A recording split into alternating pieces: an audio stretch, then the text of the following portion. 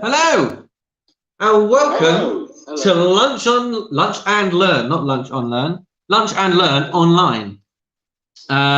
It's great to see everybody again. How was Pesach and enjoying the sunshine? Yeah, all good. All good. A bit sad. Can you do? Yes. All part of the difficult times that we're in, unfortunately. So Lunch and Learn, as we all know, nowadays contains no lunch, unless you go to the kitchen and make it yourself. But we're going to do some learning. And as always, we're going to talk about, for a couple of minutes, the parasha, and then follow on with a Mishnah from Pirkei Avot. So this week, Parashat Tazria and Mitzora is a double whammy. It's also going to be Rosh Chodesh. So if we were in shul, it would be a long day. So Tazria and Mitzora talk about Sora'as, which is the affliction that one would be would suffer with if they were speaking Lashon Hara, or things like that. Pardon me? Is that where the word surus comes from? Is that where the word surus comes from? Well, I think we said the same question this time last year about surus. I'm not so sure we did. Sure we did. I remember. It might all be connected, but Sarah, the Hebrew word Sarah, means a bad time. Yeah, like Mitzrayim, Meitzar, that root of Tzadik and Reish. Sar means narrow, confined, pressured, squished, bad. So it has those words all have the same kind of connotation. So surus, I think, is just the Hebrew word sarot, which means bad things. Sorry. No disturbance at all. What's interesting though is that sara'as or sara'at is always translated as leprosy, but it doesn't really have much to do with leprosy either. What I find interesting is that it probably has more to do with psoriasis. And I wonder if there's a linguistic connection between sara'as and psoriasis, because the condition presented itself as blotches and patches on a person's skin, which is why I wonder if somehow there's more of a connection between that. I saw Michael Sugar logging on before. Is he here? Psoriasis, but it's purely a spiritual condition. Psoriasis is not a spiritual. Yeah, correct. But the name. I wonder if the name originated from the fact that it's similar in appearance to Sora'as. You're right. Sora'as, the affliction that we're talking about in the Torah, is not around nowadays. Right, psoriasis is definitely not Sora'as. We don't get psoriasis because we speak Lashon Hara. Linguistically, I wondered if there was a connection. So Sora'as would have presented itself at a time when you could go to the temple to follow the procedure in the event that someone presented with Sora'as or Sora'at, depending on how you pronounce it. And it was something that I think the fascinating thing, or one of the fascinating things, is if a person found this patch on their skin, they would have to go to a Kohen. The Kohen would determine whether it was this affliction or not, and then the person would actually be quarantined. And they would have to spend a week away from the rest of the town, and then the Kohen would review and see if the patch had improved or whether it had worsened. And then they could potentially be quarantined for another week. And then once they were declared finished with their condition, then they would bring sacrifices, and there would be a whole procedure that they would have to do, including shaving off all of their hair. And that's all in this week's parasha. You can go through it and have a look. And what I think is just eerily significant is the fact that there's this concept of quarantine and isolation that comes up in this week's parasha. So there we go, and that was why a couple of weeks ago I started to do a lunch and learning through the laws of Lashon Hara, because even though there's not a necessarily direct causative link between the isolation that we've got now and the lashon hara that we speak, nonetheless, the concept was interesting. I think one of the fascinating messages that I take from it is as follows. Something that I was hearing from my brother-in-law in Israel, who's a GP and who's been talking to a lot of people struggling with the mental pressures of being in isolation. And he shared the following idea, something to think about. When they were living at this time and they could have the appearance of saras coming up on their skin, coming up on their clothes, even coming up in their houses. So there was a whole procedure which would have been extremely embarrassing. It was very, very public. When somebody got the affliction, everybody knew about it because they would be marched out. Signal's breaking up. My signal's breaking up. Oh, I'm sorry. Hopefully it will be okay. Can you hear me now though? Can you hear me? I don't know if anyone can hear me. Yeah. Oh. Yeah. Okay. Yeah. So so they would be led through the whole encampment to the outer perimeter of the either the. I can't hear you, Rabbi. Not much I can do. Just daven for the refuah shalema of my modem, of my router. There's not much more I can really do. I can try muting you. Maybe that takes up less internet space. I don't know. Give me a wave if you can hear me now. No one's waving. This is not good. You can hear me or not? Okay. Is somebody downloading films or watching TV? No, but I've got WhatsApp open, so let's close that. I've got the thing is I've got the streaming service to send it to Facebook as well. Your bandwidth is being compromised. It's always compromised. It's your bandwidth, basically. My wife and kids are trying to do work and schoolwork, so it's always going to be compromised. Hopefully we'll be all right. Can everyone hear me though? Yeah. You know, that's Virgin for you. Take it up with them. So so where were we? So everyone would be they would be led out of the camp. It would be very public. The Kohen would be walking in front saying Tameh, Tameh, Tameh. They would be quarantined outside of the camp for up to a couple of weeks. And then when they came back in, then they had to bring sacrifices and they'd have their hair shaved off. And the interesting thing that he said was, think about a person living in that time. When we speak Lashon Hara, we don't see any of the consequences. And so the temptation to speak it is that much more acute. But back then, every single time you were about to utter a sentence of Lashon Hara, you would pause for a second and say, if I say what I'm about to say, I run the risk of public humiliation, being isolated from my friends and family and community. And not only that, but I'm going to have to look like a Malteser at the end of it when I shave all my hair off. Is it really worth it? No, it probably isn't. And the same thing if someone else was about to say something to you, you'd be like, just don't say what you're about to say because I kind of like my hair.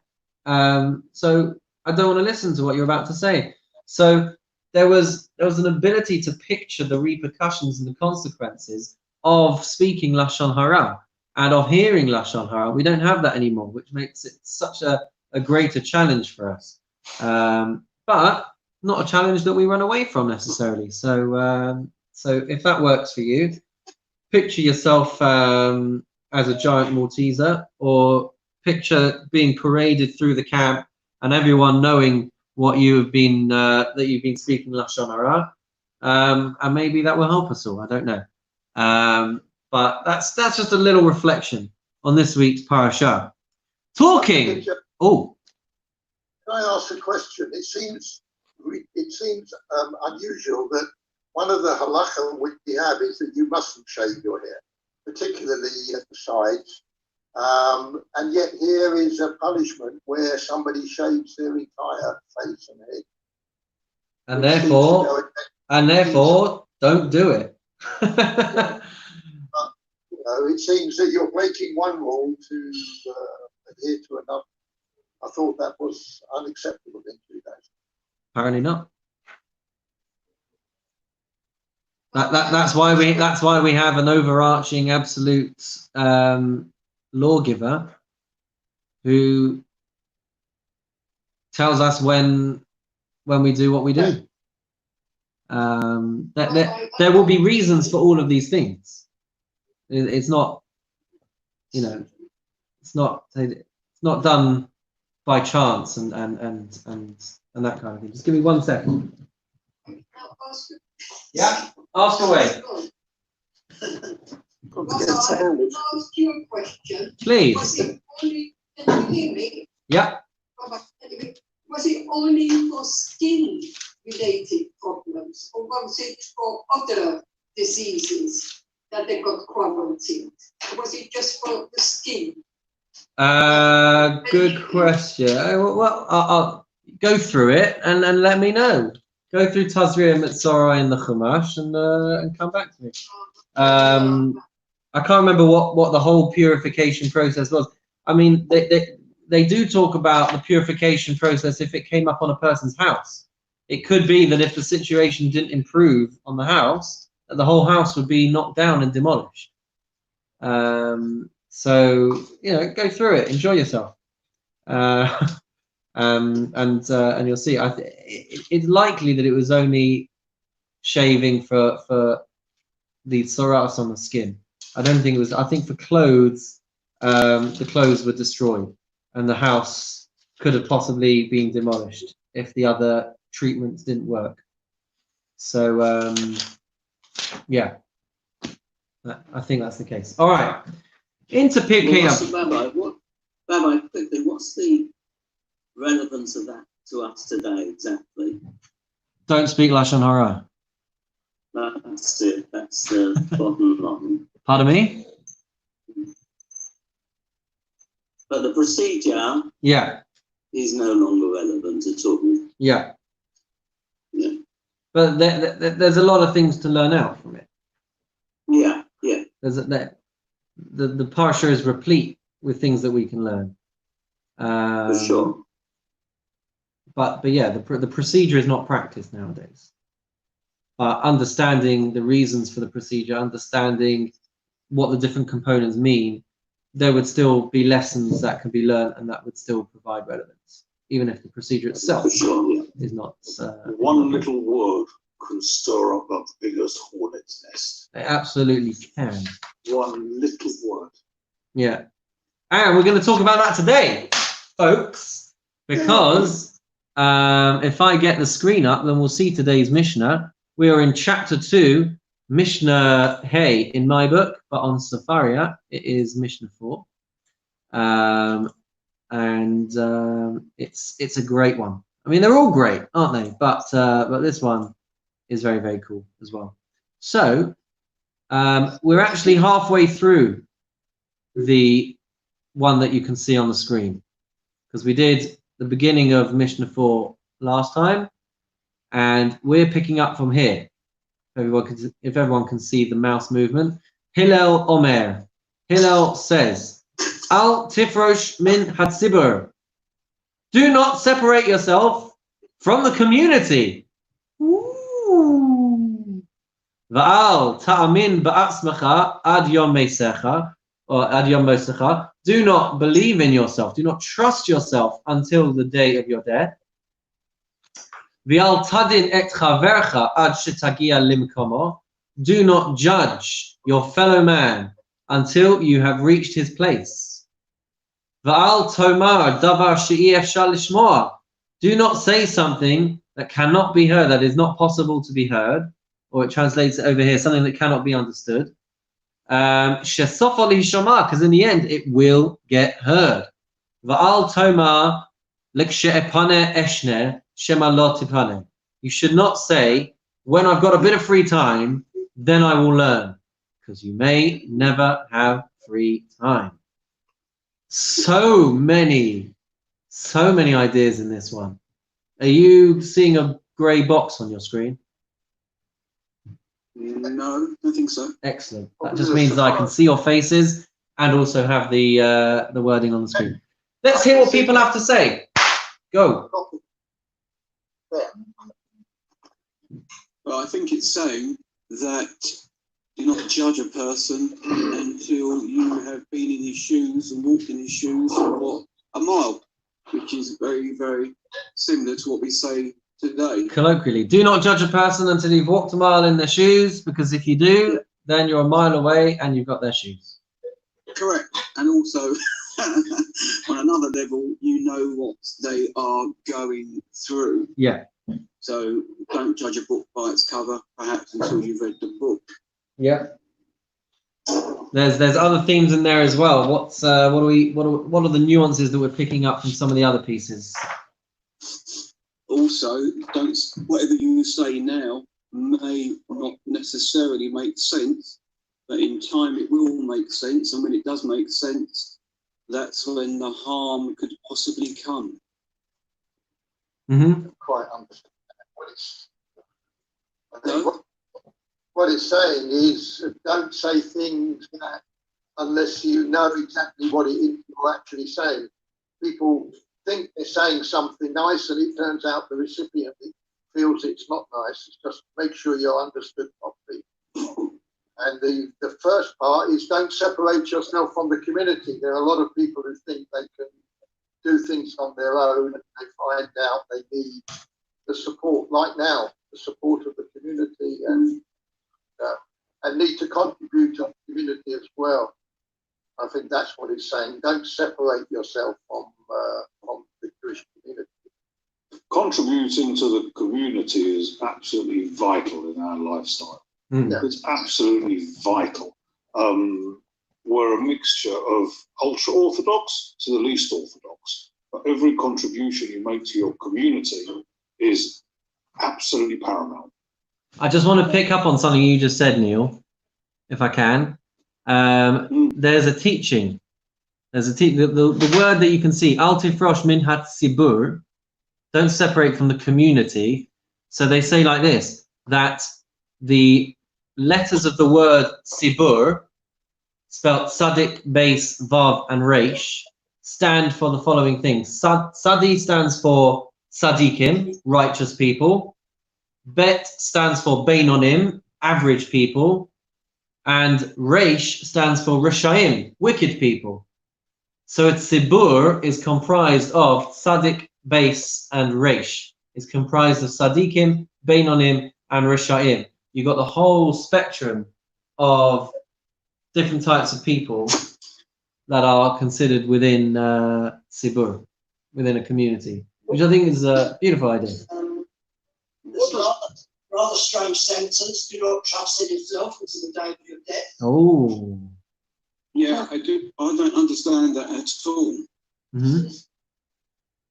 Rabbi, what does it mean? Good question. And Rabbi, Yes. judge, but what does judge mean? Surely, I'm thinking about today's time, surely you need to challenge, and surely you can't take everything that you hear as read. You need to challenge. And I don't know what judge means in this particular instance. Okay. Very good. Let's get it all out on the table, and then we'll go through some of these thoughts. David and Paul, you're being very quiet.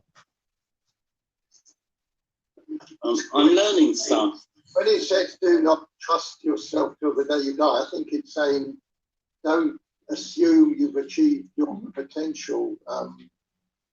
Your life won't be assessed until you've finished. So if you've done terrible things, you've got a chance to do something better. Don't trust that what you've done is enough. Always try and do more. I think it's trying to, it's a funny way of putting it, but I think it's trying to say, until you die, you've got an opportunity to achieve more or to correct wrongs. I don't think I've done it and I can't repent for it, or whatever. I'm not sure, but I would suggest that's what he means. Martin, one of the reasons Rabbi Loud said that Moses wasn't allowed to enter the land of Israel is because he didn't reach his potential.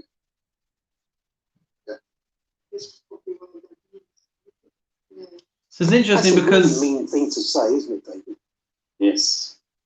I Interesting. mean, if that isn't talking horribly about somebody of what Moses did and saying things which are non-credible, I mean, I don't know how much more you could say. He never reached his potential. Based on what? How did Rabbi Lau know such a thing? How could he possibly have suggested such a thing? Well, if you study Moses' life, you'll see it's full of difficulties and criticism of him at various times right through his life. Indeed, but that life is as good as he could have led it. Moshe Rabbeinu cannot surely, with all the things he did for Israel, all the things that he did for the Jewish people, it's very difficult to say, yeah, but you know what, he wasn't all that.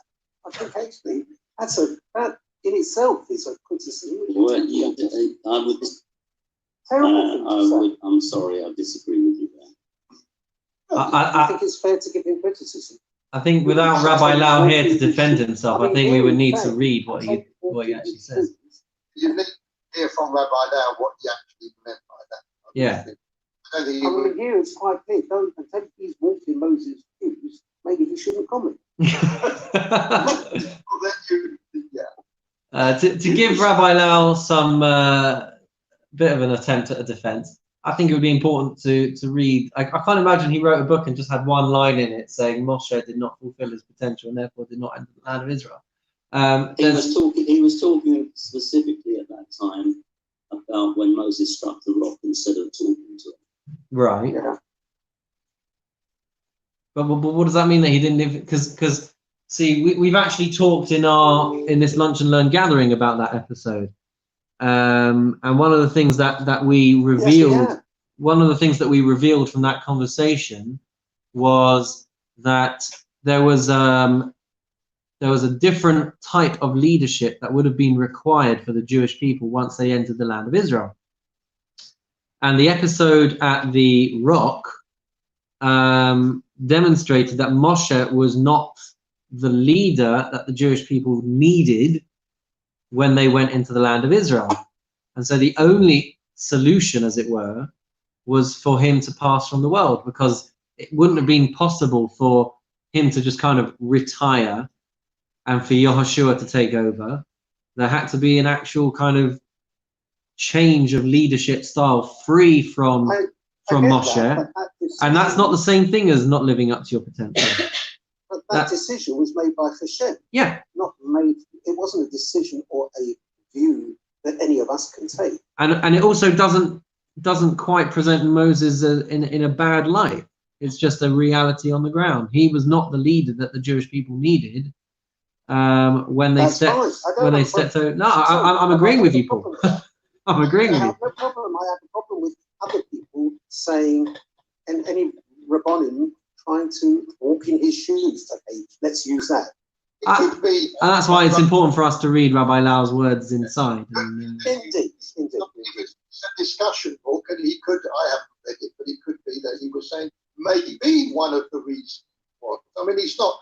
I don't think you fairly criticise somebody for discussing the possibilities that Hashem had in front of him as to why somebody didn't do something or was. I can't imagine it said, chapter 1, Moses did not fulfill his potential. I imagine the book says, look, there are reasons. Maybe this was one of them. We're just discussing it. You know, and everybody's entitled to that as long as it's done in a decent way, obviously, which I'm sure is. Was more expected of Moses than most other people. Yes, He was the leader. absolutely. I mean, he was definitely scrutinized at a finer level than any of us would be. That's number one. Number two, he died on the day of his birth. He died on his birthday, the 7th of Adar, at the age of 120, specifically to teach us that he did have a life of completion, to the point that he died after a full life of 120, even to the extent that he died on the day of his birth. We also have phrases like in the Torah that there is no one that is like Moses, and we have aphorisms, I think the word is, about the Rambam. It says, "Mimoshe ad Moshe Moshe ad Moshe lo haya k'Moshe. From Moses to Moses, there was not a single person like Moses. So we've Isn't it in Ygal? It said one of the verses. Ygal. Yeah. Lo kam k'Moshe od k'Navi. What is it? Lo kam b'Yisrael k'Moshe od. There's not been a single other person that has risen like Moshe. Lo kam b'Yisrael k'Moshe od. Navi mabit et tmunato. A prophet and gazer in the same way as him. He was on a completely different level. Is there a note that God had ever actually praised Moses as opposed to being critical? Moses got himself into a lot of trouble with his life with Hashem. He never wanted to go and liberate the Jewish people. He fought against it on several occasions. He wasn't a volunteer. He had to be talked into it. There were many difficulties in his life, especially with the situation with the spies, with the situation of how he handled various things in his life. What we learn from it is what we learn from his life and where he wasn't perfect. But to answer my question, was he ever praised? Yeah, he was. Just to offer a bit of counterbalance. So first of all, we have this verse in the Torah that says there is not a single person ever like who has got the humility of Moses. We've got, and these are the things that spring into mind. The mere fact that Moses was on a completely different level of prophecy to the point that every other prophet that's ever existed would have to have gone into a trance, would have to have had to meditate, would have had to be asleep to receive their prophetic transmission. Moses is the only person who was ever able to see, and not only that, but the visions that they would have would be obscure, or they would be allegorical, they would be metaphorical, symbolic, whatever it is. Moses talked to Hashem with a clear lens, fully cognizant, fully conscious. He was communicating with Hashem because of the level of which he was on, and not only that, but we see the very end of the Torah. It talks about one second, where's my Chumash gone? Very, very last words of the Torah say, "Ulechol hayad hachazaka, ulechol hamora hagadol, asher asa Moshe leinei kol Yisrael," and by all the strong hand and awesome power that Moses performed before all the eyes of Israel. In fact, I'll read you the last three psukim. Never again has there arisen in Israel a prophet like Moses, whom Hashem had known face to face, as evidenced by all the signs and wonders that Hashem sent him to perform in the land of Egypt against Pharaoh and all of his land, and by all the strong hand and awesome power that Moses performed before the eyes of Israel. Meaning these things are things that Hashem approved of, that Hashem was proud of. And Rashi actually says, what's the reference to before the eyes of all Israel? It was the moment when Moses decided to pick up the first set of tablets and smash them on the floor. We're taught that Hashem approved of that decision, despite the consequences that it had. So I don't think it's fair to say, yes, there were mistakes that he made, but they shouldn't be looked at, I don't believe, in a lens of the same way that we would look at mistakes that we would make. I'm not sure that's factually accurate or fair. I agree with you, but to say that Moses was beyond criticism in everything he did simply is not true. And we have to look at the example of the Sedra of Yitro, where he clearly was at fault in trying to manage the whole business of himself, and he needed Yitro, a non-Jew, to teach him how to go about things. I think that we have to be. I think you're right. We have to be extremely. Go on, Paul. My point was that I don't have a problem with criticizing Moses and learning from his life, his errors, his mistakes, whatever. That's absolutely great, and we should learn that. What I have a problem with is coming to a conclusion that Rabbi Lau came to. He has come to a conclusion. It's not a criticism. It's not a learning. It's nothing other than a conclusion that Moses never reached his full potential. So those words I have a problem with, not criticism. Criticize Moses all day long. That's what we should do, and we should learn. Oh, that's just Rabbi Lowell's opinion, actually. And that was all I was just. Oh, yeah. I would want to see. I would want to see the whole thing, and I would want to understand the context of that. Of course. I'm not saying. I'm not saying that he didn't write the sentence, that he didn't fulfill his potential. I just think there'd be layers of complexity and depth that are not fully appreciated with just that sentence alone. The other thing that I was going to say is we always have to be really sensitive and really careful with how we talk about these things. One of the things that I was going to share today in relation to not judging a person until you've reached his place, there's a famous Gemara, there's a famous piece of Talmud which tells a story of a Rav who was teaching a class, and they were teaching about King Menashe, who was a bit of a wicked king. And he started his shiur, as it were, by saying, like, okay, let's all talk about our friend Menashe. And he started in quite a demeaning way. He'd come to his conclusion, I guess, that King Menashe was a wicked person, and therefore not a person who demanded and deserved respect when teaching about him. King Menashe was a king of the Jewish people who allowed idol worship and worshipped idols. And so this rabbi started his discourse by saying, all right, let's talk about our friend Menashe.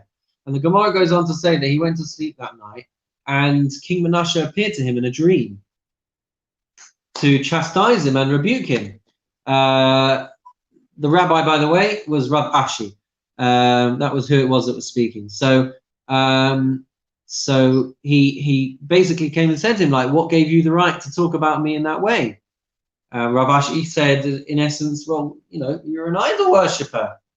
And King Menashe said to him, you think that you'd have been different if you'd have lived in my time? If you'd have lived at my time, you would have picked up your tunic, you'd have picked up your skirt, whatever it is, your cloak, to run to go and worship idols. At least I had the decency to walk calmly and composed when I went to do my idol worship. Meaning, if he would have lived at King Menashe's time, he would for sure have been so swept up in the current of idol worship that not only would he have gone to worship idols, he'd have been clamoring to worship idols. That was the message that King Menashe wanted to impart to him. So much so that the following day he was teaching his class, and he gave the appropriate level of respect when talking about King Menashe. And I think that message rings true for us as well. We can so easily look at things in the Torah and say, how could they have even got it wrong? What were they possibly thinking? Dancing around a golden calf? Why? Meshuggah? I would have never made the mistake that Moses made, or that Abraham made, or that Isaac made, or that Jacob made, or that Pharaoh made. These people are not, we can't look at everything through specifically a 2020 lens. We have to have an appreciation of what the culture was like, of what the context was like, of what the forces in the world were like. The Gemara before this point, I think, talks about how the temptation for idol worship has now been removed from the world. That was something that the rabbis prayed for, to have the temptation for idol worship to be removed from the world. The temptation for incest has been removed from the world. So when we learn through these things and we're like, oh, I would never do that, that might be because the spiritual reality has completely changed. That we're just not even on the same page, the same wavelength anymore, to have to face the same issues that they faced.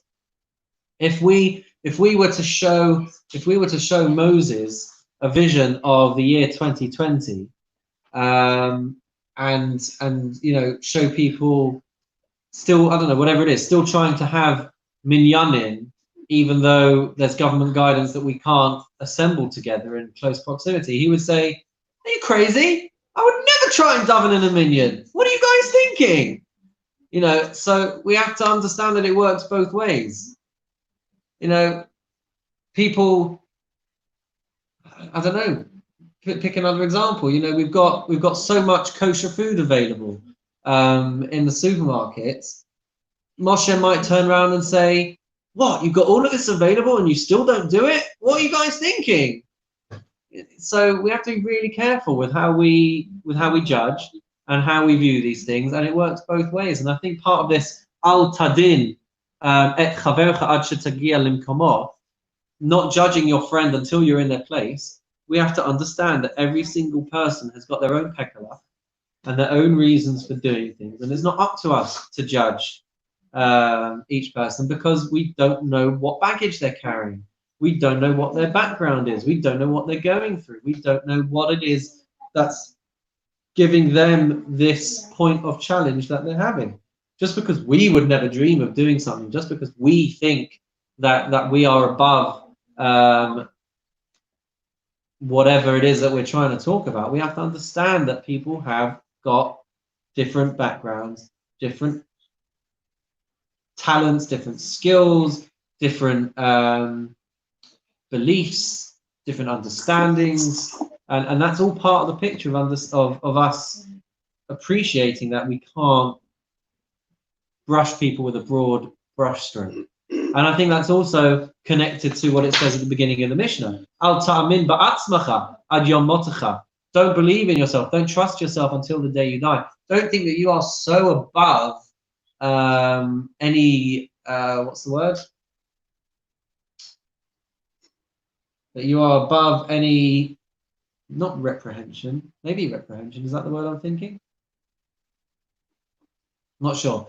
But, you know, don't believe that you're so high and mighty and so holy and so lofty. You would never dream of doing these things, because God forbid, if you are actually challenged, you never know what would happen.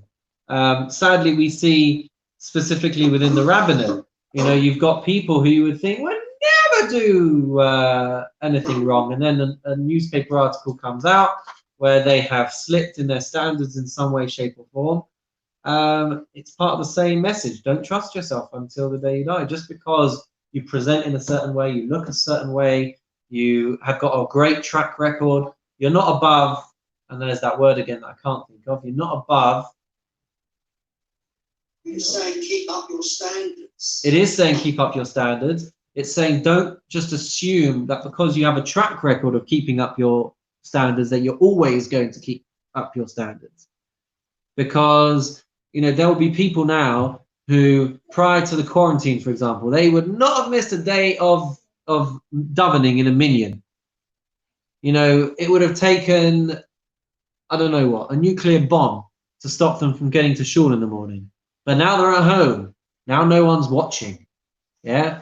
So who's going to know if they're still davening? How do you guys know that I still put on tefillin every day? How do you know? How do you know that I've not given up davening altogether? You guys don't know.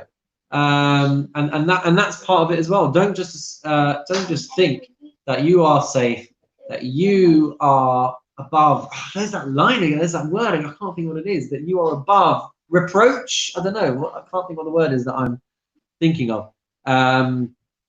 We all have to understand that there's always forces at play that are trying to tempt us, influence us, drag us down, etc., etc. And so we have to be careful and not think that we are so high and mighty and all the rest of it. It's a reality check. We have to know ourselves and check ourselves and constantly review the way that we're doing it. You know, that point that I was making before, now that no one's watching, how have people taking to this quarantine? You know, all of these things that beforehand you had at least a bit of public scrutiny over, people don't have that now, which means that you have to have the resilience, the fortitude, the conviction, the strength of belief within yourself to carry on doing the things that we do. Absolutely no one is checking us. It's all on us. Rabbi, yeah. Things after what you just said, these things that Hillel said didn't seem to be connected. But when you look at it again with that view that you've just expressed, do not separate yourself from the community could mean do not think you're better than anybody else, so you don't need the community. Do not be sure of yourself. Well, you don't think that you'll never be tempted because you fall by being tempted. Do not judge someone till you've actually been in their situation. Do not say something that you think can't be understood, because people are not clever enough, but they will be clever enough. And when I've leisure, I've studied, it could be, well, I know everything, so I won't bother to do any more. So they're all actually linked. If you take that particular view, that it's all, what it's saying is to us as individuals, where we could fall down a hole. Be careful how you behave. You're never better than anybody else. And they all seem to be linked in some way, which didn't seem at first to be correct. But that's, this is what I think you're saying to us now. I definitely think that there's possibly a few threads that tie all of these things together. Al tifrosh min hasiba. Why would you want to separate yourself from the community? Well, maybe it's just easier. You don't want to be in the spotlight. You don't want to feel like people are looking at you, judging you, thinking about you, talking about you at the kiddush. You might think that it's just easier. I don't have to try as hard to talk to people and to tolerate all of the foibles and the different opinions and the different personalities and everything that comes along with belonging to a community. You might think just enough of this already, and so we're being cautioned not to distance ourselves, not to separate ourselves. There's also spiritually a protection that comes about with a community when we're all thinking of each other, when we're all praying for each other. So on a physical level, when we're all looking out for each other and we're volunteering for each other and picking up each other's shopping, so we're protected in that way. We've got a network around us, but spiritually as well. It's the power of communal prayer is far stronger than an individual's prayer. The prayer of 10 people praying together is far more powerful than the power of 10 people praying separately. So spiritually, there's a. Can I ask you, Rabbi? Yeah. Could it be that they've used the word community for a particular reason? That word could have been, do not separate yourself from your synagogue, from your place of prayer, from the place that connects you to Hashem. Instead, they've chosen to say, whatever the community, which is a different type of word, it still means what it means to us, but it doesn't necessarily mean the same synagogue. That it is important not to cut yourself off, to separate yourself from the community, which has a slightly different meaning to the one that you started with. But I think it's a really, really great. I mean, why would you? I think it's absolutely true. I think there's a lot of layers to it. I think there's a lot of layers to it, and in light of what we were saying before, how sibur, the letters,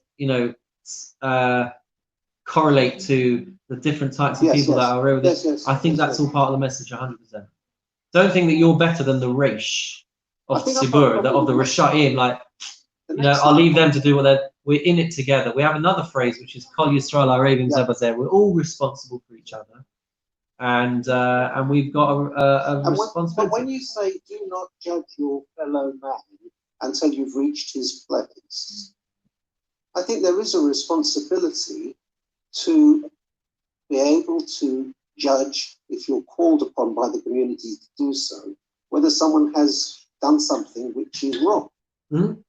And so should we not judge until we've been in his place is not something you can take to heart, literally, because otherwise no one would ever be one of the 12 just people that would make a commitment to try and find whether someone's guilty or innocent of something.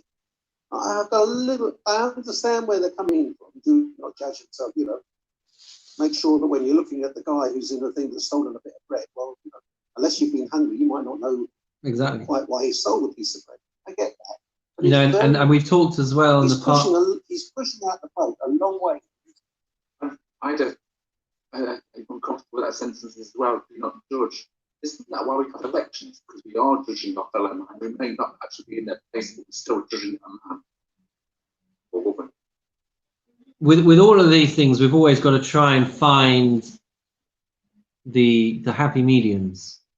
Whenever we find contrasts and contradictions in these words, you know, you're right. We do judge, and we do think about these things, and it does have repercussions when we're talking about things like elections. But we're just on the mundane, day-to-day things. You know, we've talked about before. If you've got a teacher in a class and there's a particularly unruly child, and you're tempted to just do away with this kid already, just get him out of here, just expel him, send him away. He's a good-for-nothing kid. He's always disruptive. He's violent towards the other children. Just, I don't want anything to do with him. But then if you try and reach his place and you try and see where he's coming from, you realize that he's got a very, very challenging home life. And just think how much of a better influence you would have been and a better role model and actually able to help the child if you had appreciated that. It should impact the way that we think about people, the way that we talk about people, the way that we treat other people, if we try and understand where they're coming from. You know, the famous I guess exercise of this is you know, they talk about homeless people. Do you go and just chuck a coin in the pot or the dish or the plate or the hat, whatever it is, or do you go and get them a cup of coffee and a croissant? Because you realize that actually, if I put myself in his shoes, I realize he's not just asking for money, he's asking for help, he's asking for food, he needs something to eat. And if he gets up from his place to go and buy a cup of coffee, he could miss out on people dropping a couple of quid into his hat. So I'm not just going to go and drop coins. I'll go and get him a cup of coffee and a croissant, and that way he can stay there, collect more money. Rabbi. So it's things like that. Yeah. Rabbi. Yeah. I passed a guy sitting on the street quite regularly, and the first time I gave him some money. The second time he was still there, I was going to get myself a sandwich. So I said to him, "Do you want a cup of coffee?" He said, "Yes, please." So I got him a cup of coffee. The third time I went past, I said, "Do you want another coffee?" He said, "Yeah, can you make it a white coffee with 2 sugars?" So I got him a white coffee with 2 sugars. The third time I went past, I said, "Do you want anything?" He says, "I have a cup of coffee and 2 sugars. And if you've got a menu, can you bring it back with you next time to see what else I can have?" Mm. There you Absolutely go. true. There you go. I've also heard that it's as important not necessarily to give a cup of coffee or a sandwich or some money. Some of these people, they just want to talk to somebody. Mm-hmm. Just to keep them company, to sit and talk to them just for a few minutes or take their mind off whatever woes that they've got. Just to talk to something is as important as giving them something. Companionship. The same happens in supermarket. You see a lot of young people shopping, and they just talk to the to the sales assistant because they need to talk. It's probably their only outing of the day. Mm-hmm. So they need conversation. They need to speak to human beings. Yeah. I think it's all part of it. Amazing. Yeah. Getting back to the actual words we say, "Do not judge a fellow until you've been in that person's position." I don't think he's talking to judges who are who are taking a view on somebody guilty of theft or murder or whatever. You're right, Martin. Us as individuals, because I'm just guilty as anybody else. It's so easy to criticise somebody when you don't actually know, as the rabbi said, their background, where they come from, what their pursuit is. And we must learn not to be judgmental, not to think, everybody's got the same level of intelligence, level of finance. And, but Martin, before he says that, the words before that are, "Do not trust yourself until the day of your death." I mean, if you actually read what he's saying here, and you take it that, he didn't make a mistake, this is what he meant to say, don't trust yourself until the day of your death, and don't judge your fellow man until you've reached his place. That sums it all up, doesn't it? It's all a little bit aggressive. I don't think so. Don't trust yourself not to make a mistake. I think what he's saying, I read it as saying, don't be too high and mighty. I come to shul every morning or whatever. You never know when you can fall down a hole, as the rabbi said, and not come to school because something more tempting comes along. You know, I think that's what it's saying. Don't trust yourself.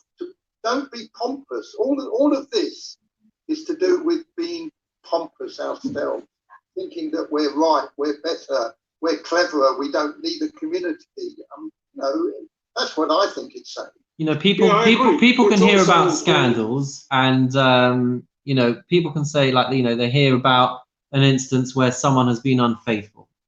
Yeah. Oh, I could never be unfaithful. Oh, what an idiot! Ruining his life like that, ruining his marriage, ruining his kids, everything, his reputation. What an idiot! What was he thinking? And then fast forward a couple of years, you've moved to a different office, you've moved to a different company, and you find yourself in a compromising situation, and you've made the same mistake. But you know, 2 years ago, what was the guy thinking? But you were never in that situation. You never had that temptation. When you actually had that temptation, you blew it as well. Yeah, Rabbi, you trust yourself as a rabbi to lead us as a community. And we trust you that you have that ability, and you must surely, and I know you can disagree, but I believe that you trust yourself to lead us as a community. If you don't have that trust and faith that you know how to do it, then you wouldn't do the job. So in answer to that, first of all, I, like a lot of people, have what's called imposter syndrome, where I'm always thinking, like, I don't know why these guys think that I'm any good at what I do, but okay, so be it. You know, so yeah, I have an element of trust in myself, but we've all got insecurities. That's number one. And number two, I am constantly checking myself. I'm constantly keeping myself in check. Baruch Hashem, I've got an amazing wife as well to help me do that. But if we were to think that, in fact, I've just remembered when I got engaged, and I introduced her to my rabbi, the head of my yeshiva in Israel, the first thing that he said to her was, like, you have to give this guy a good kick. You know, so you know, so I'm always alert, and I'm always on guard, and you know, creating safeguarding for myself, and you know, part of it has become protocol. For example, now, you know, when rabbis are having meetings, where, you know, there's whole guidelines that we have as rabbis, aside from what the halacha says. You know, but we trust you that you've got those. Yeah, 100%. And I trust other rabbis. But we see from all the different scandals that as much trust as you have, God forbid, things do happen. And I'm constantly on guard for these things, and I'm constantly alert for these things. And please God, I always should be. But I would be naive to think that it is impossible for me to ever slip in any of these things. Because there have been people that I've looked up to who have been outed for all kinds of different mistakes. You know, I used to say to people when they got engaged, if you ever need shalom bias advice, come to me, because I've made all of the mistakes, right? Once upon a time, that meant that I accidentally didn't compliment Shira on the way she looked or on her cooking, right? Nowadays, the mistakes that people are making, right? Infidelity, God forbid, even worse things, right? Interactions with vulnerable people, with children, you know, all these different types of mistakes that people make. I can't use that line anymore because thank God I haven't made those mistakes. But the ones that I'm talking about are the ones where, you know, I said the wrong thing in front of my mother-in-law, or whatever it is. Are you saying you always want to improve yourself? Yeah. Is that what you're saying? There's that, but also just to be vigilant. One has to be vigilant. You know, when I worked in Hale, I remember we got into a conversation with the senior rabbi, Rabbi Portnoy, about he has a particular relationship with the community, where when people come into shul, the men, right, he'd shake their hands, he'd give them a hug, he'd give them a kiss, and he had this routine that he did with bar mitzvah boys. Okay, he would give them this sermon. He would call them up for their bracha. He would give them the books, pile it all on, and at the end he would give them the bracha and end it with a kind of grandfatherly cup of the cheeks, like that. And we must have talked for about 2 hours whether that is now appropriate or inappropriate to have that kind of physical contact with children. And in the end, he stopped doing it because he said, you just can't be too careful now. If I teach bar mitzvah boys, I don't seclude myself alone with them. I try and either teach them in their house or I teach them at home when I've got everyone around me. Not because I think I would ever do anything, but because you have to be so careful. And the same thing when it comes to But we all do. Pardon me? We all do. We don't all do. I assure you, we don't all do because we keep seeing things in the paper about how we're not all doing. I see what you mean. Yes, I'm sorry. Yeah. Surely, Rabbi, we can't. If for example, friend does something silly or inappropriate, saying that don't judge somebody till you're in their shoes can't mean that you haven't the right to discuss or to point it out or to even stop it. Because unfortunately, in 10 years' time, you may fall in the same trap. When something is absolutely wrong, you have the right to say to that person what you think. I think what he's saying possibly is, going back to the other Sedra, this week's Sedra, is don't sort of gossip about it, but be careful A huge part. We see people's careers ending because of things that they post online. And this links into the next thing. V'al tomar davar she'ei efshar lishmoa. Don't say something that you think is never going to be heard. Nowadays we've got to be so careful with that because the wrong tweet in the wrong hands or the wrong email where you've written it in the wrong tone and you think no one's going to read it, no one's going to see it, no one's going to think that was what I meant. Boom. Reputation gone, job gone, marriage ended, kids gone, all because of one thing. Danny Baker lost everything because of that tweet. And not only that, but there would have been people either with Danny Baker or with any of these other celebrities who have destroyed themselves with the wrong thing to say. And they'd have said, what a muppet, what was he thinking? Right, maybe Danny Baker even said that a couple of years ago when someone else had their reputation ruined. I don't know, Katie Hopkins. Right? Maybe Danny Baker was sitting at home when Katie Hopkins tweeted the things that she tweeted. And he was like, what a stupid thing to do. Why would anyone do that? Wreck the whole reputation. And then a couple of years later, boom, there goes Danny Baker. I think it's all part of the picture. 100%. Do you remember the jeweler?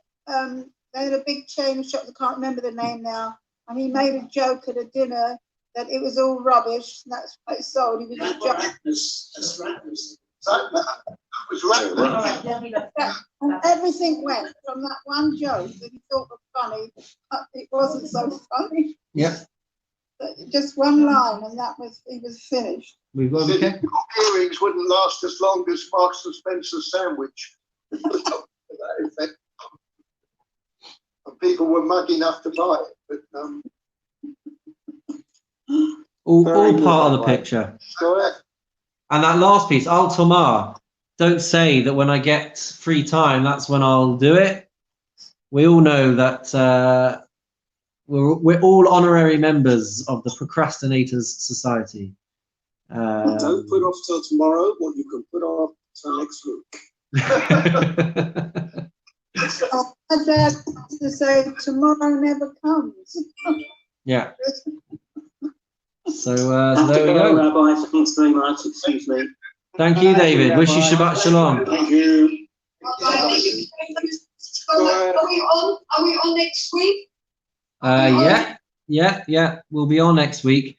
We've taken the view. Everybody stay safe. Let me just turn off the recordings. Farewell, everybody. See you next time.